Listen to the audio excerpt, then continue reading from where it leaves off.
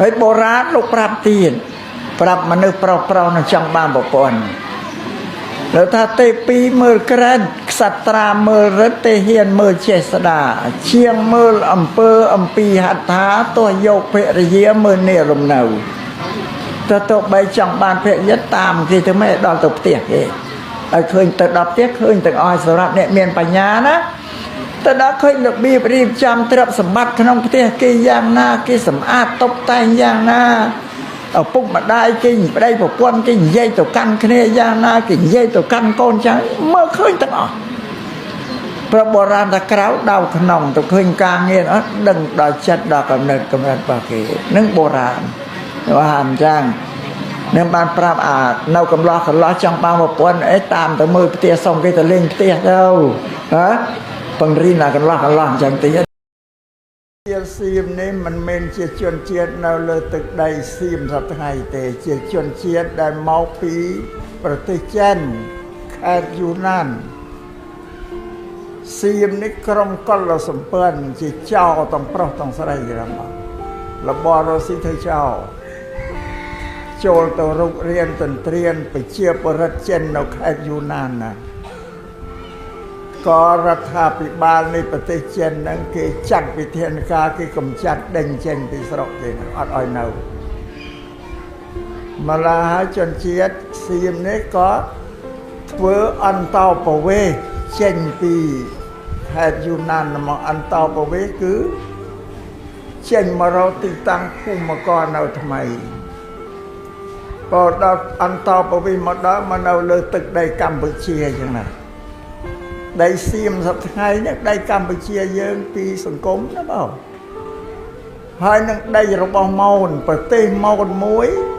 សៀមលេបអស់ជនជាតិមោនហើយនឹងទឹកដីកម្ពុជាទឹកដីកម្ពុជាយើងវាយកបាន37ខែសប្តាហ៍នេះយ៉ាងម៉េចច្រើនជាងដីយើងដែលសេសសល់តែ25ខែក្រុងទេហើយ25ខែធំនេះมันជាធំប្រមាណទេតូចបោកខេត្តដែលវាយកឲ្យធំណាបងមានវិសាលភាពធំបានទាំងប្រាសាទបុរាណយើងប្រាសាទដែលសាងពីថ្មពីអត់ដែលប្រាសាទនៅលុបបូរីនៅភីម៉ាយនៅអង្គររាជសាតែប្រាសាទយើងទាំងអស់នេះសន្តិរាជញញាតចាតែរឿងអតីតកាលយើងខ្មែរអត់បានគិតទេថាវាកន្លងហួសទៅហើយក៏សុខចិត្តនៅស្ងៀមដែរបើឡូវមហិច្ឆតារបស់សៀមមិនស្ងប់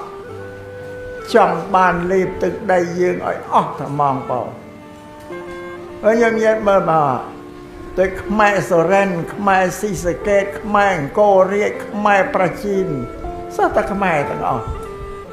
ដែលសៀមវាមកយកទៅត្រួតត្រាខ្មែរទាំងអស់នោះនៅក្រោមការគ្រប់គ្រងរបស់សៀមមិនដឹងទៅណាបើភូមិកំណើតខ្លួននឹងណាក៏នៅទៅញោមទៅសរិនអីទៅបើមិននិយាយខ្មែររញោនេះគឺស្អាតខ្មែរបើទៅបរិរាមទៅអង្គររាជអីណាសត្វតែខ្មែរអ្នកអាត្មាសូមលើកប្រវត្តិរបស់សៀមគឺមិនចាប់តែបើចង់លេបយកទឹកដីយើងឲ្យអស់លលីពីមុនមានកម្ពុជាក្រោមខ្មែរក្រោមខ្មែរកណ្ដាលខ្មែរលើឥឡូវវាចង់លេបខ្មែរកណ្ដាលឲ្យអស់លលីងកុំឲ្យមានខ្មែរកណ្ដាលទៀតមកណាវត្ថុបំណងរបស់សៀមនោះបងម្ល៉េះឲ្យការរើរុះស្រុកទេ